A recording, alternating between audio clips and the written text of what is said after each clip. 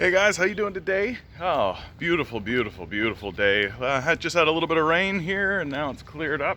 That's always the best, right? You get the lovely smell of the rain. Oh, if you can get outside today, man, get outside today. I mean, I don't know. For all I know, it's like snowing where you are. I don't know.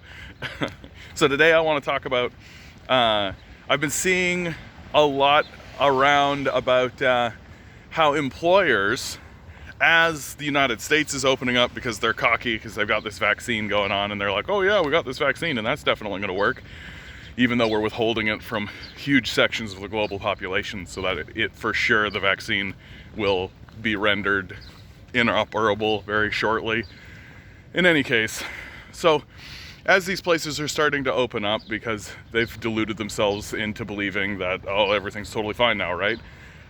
People are having problems getting workers, right?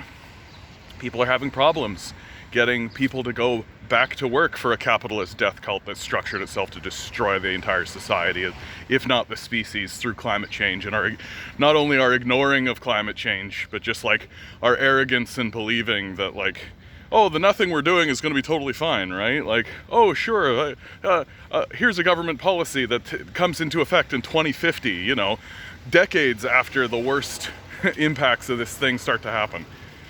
Oh, okay. Can you tell that I'm just like a ball of anxiety about this kind of stuff? Can you tell that I'm just like absolutely frustrated and absolutely getting to my wit's end about this sort of thing? Like, our political class lies to us all the time about this and does everything it can to just like put its hand on our shoulder and be like, don't worry, we've got everything in hand, when in reality what they have in hand is a desire to just slow, like the decline is going to happen, they know it's going to happen, and instead of doing anything to prevent it, they're just gonna hold on to the reins and try to manage the descent so that they're the ones on top. It's that classic, it's better to rule in hell than serve in heaven, right? Like, our political leadership's not interested in being equals with us. They're not interested in being part of the body populace.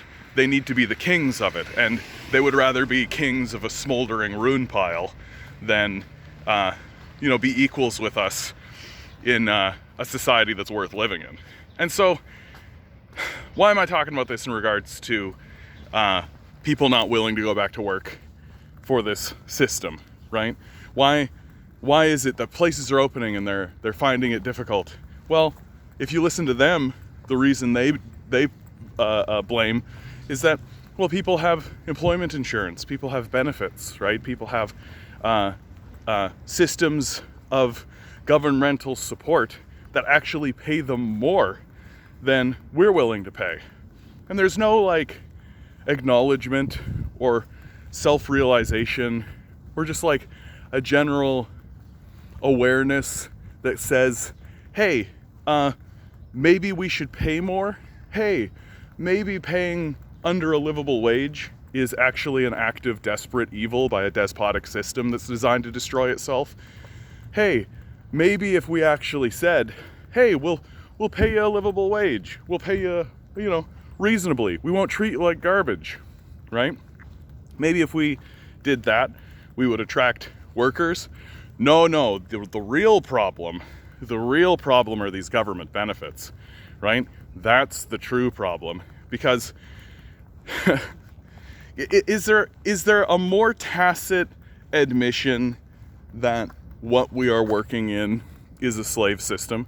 Is there a more tacit admission that we are working in a slave system than somebody standing up and saying, hey, if we provide food and shelter for desperate people in the middle of a pandemic, it means that I can't suppress their wages and abuse them while also simultaneously having them work, right? And this is the system that we live in.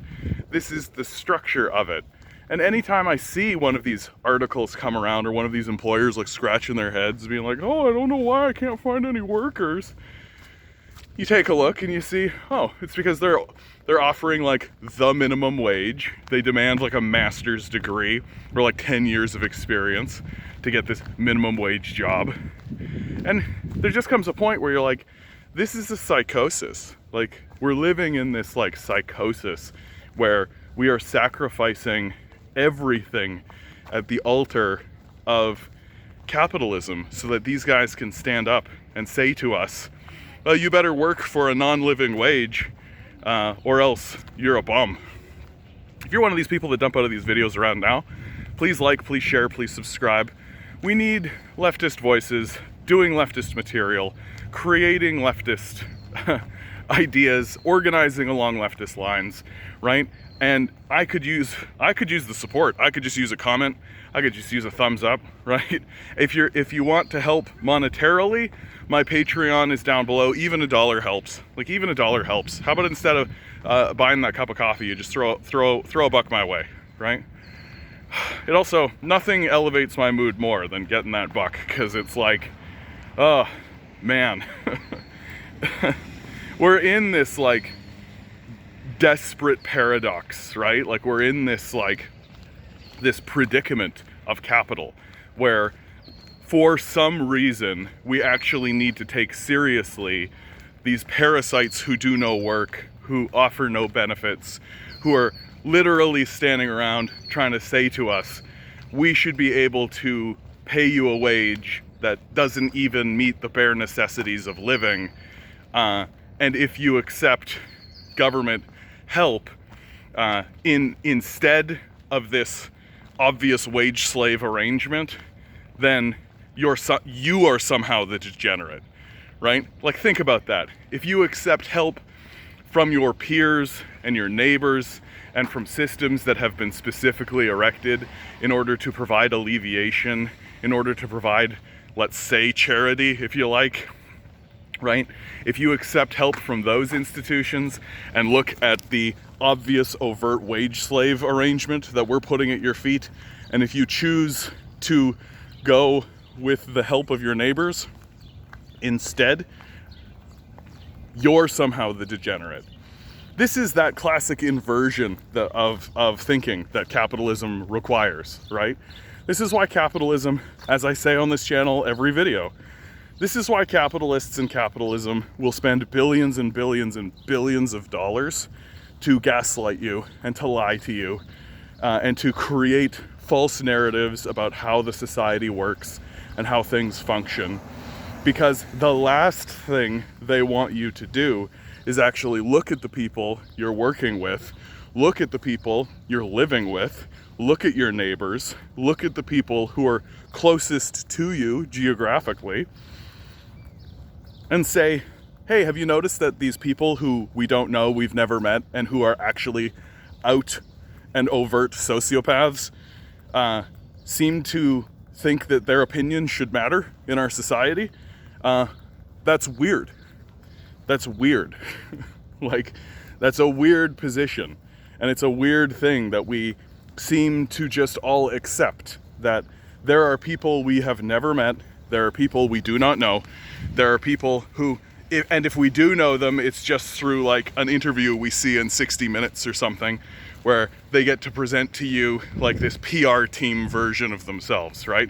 They get to stand up in front of everybody, and there's like 30 people they've hired to manufacture and groom whatever it is they look like. Like, you think when Bill Gates gets in front of you wearing one of those sweater vests, there isn't somebody telling him, like, this is what you need to wear, this is the color you need to wear, here are your talking points, right? Stay away from this, talk about this, right?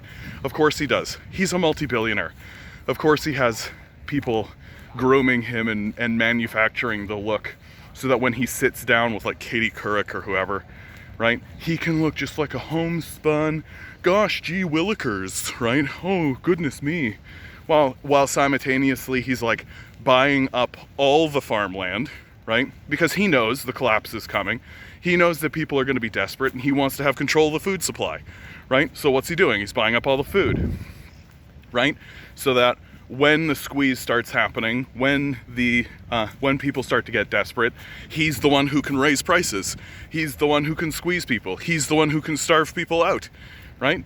He can control the means of production, and so he can make these demands, and we've just acquiesced this for no reason, right?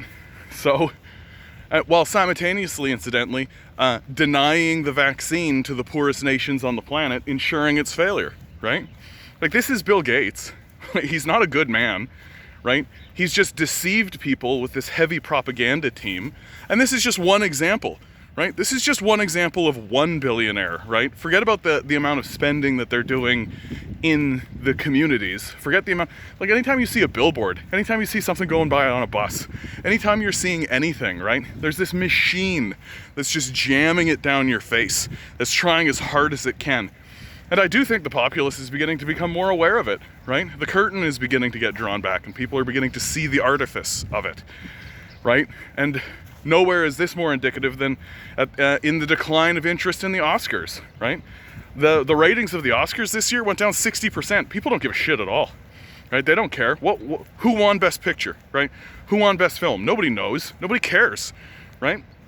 Because these are just a bunch, like, when you actually pause to think about it, who cares about this whole thing at all, right? Who cares about who gets a little gold trophy? Who cares about any of that? And when you actually pause to think about it, you're like, oh, this is just like a little incestuous political arrangement that they have with themselves to pat their buddies on the back and be like, yeah, you did it, buddy. You did it. Pat, pat, right? Who gives a shit about this at all? Meanwhile, like, we spend all our time looking at like the Oscars, but we don't spend any amount of time looking at our own parliament, right? We don't spend any amount of time actually focusing on our own leaders. We don't spend any amount of time on any of that. And I used to get frustrated by that, but now I come to see, like, it's like gazing into a void, right? It's like gazing into this like horror show where you have to acknowledge that there are actual rabid sociopaths walking around who are actually attempting to destroy you, right? And it's just much, much easier to kind of just put your head down and just say, okay, like, I'm just gonna work this job, right? And that's nice. I'm gonna take care of my loved ones, take care of the people around me, right? That's good. I'm gonna just focus on myself. You know, that's what everybody's saying to do. You know, just focus on yourself. That's the way to do it, right? Like, forget about community, forget about going out and creating any kind of community thing. Don't go to church, certainly.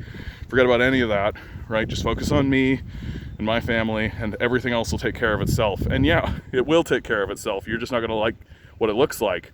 But now it's becoming too sociopathic. It's becoming too ridiculous, right? The wages are too low, right? The work is too menial and stupid and pathetic, right? Like, and everybody knows this, right? The work that we're doing, like, even if they were paying a good wage, which they'll never pay a good wage because they're sociopaths, even if they were paying a good wage, right? Well, what are you working at? Well, you're working at something that's either completely meaningless and menial, right? Or you're working at something that is actively structured to destroy the society, right? Why should we participate?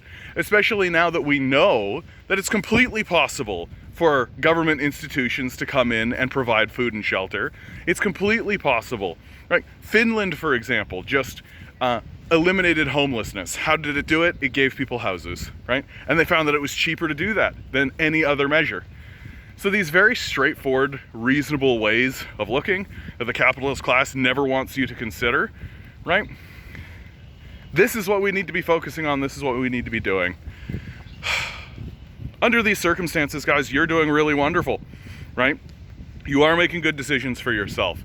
If you're one of these people who need to be relying on government support right now, where finding work is this, you want me to find work at the peak of a pandemic? Are you out of your mind? Well, then don't, right? Don't. These capitalists abandoned you decades ago, right? They'll say it to your face that they're going to replace you. They're going to, if it earns them a penny, they will destroy your entire life. They'll kidnap your children. They'll do everything they can, right? They'll send bombers to just destroy an entire nation if it earns them $1, right? Like, we've seen it. We know this is the truth. And under those circumstances, you're doing great. You're finding peace. You're trying to do well for yourself and for everybody around you. I know you are. You are a divine being living on this divine energy. We could use some of it right now. Good luck. We're going to need it.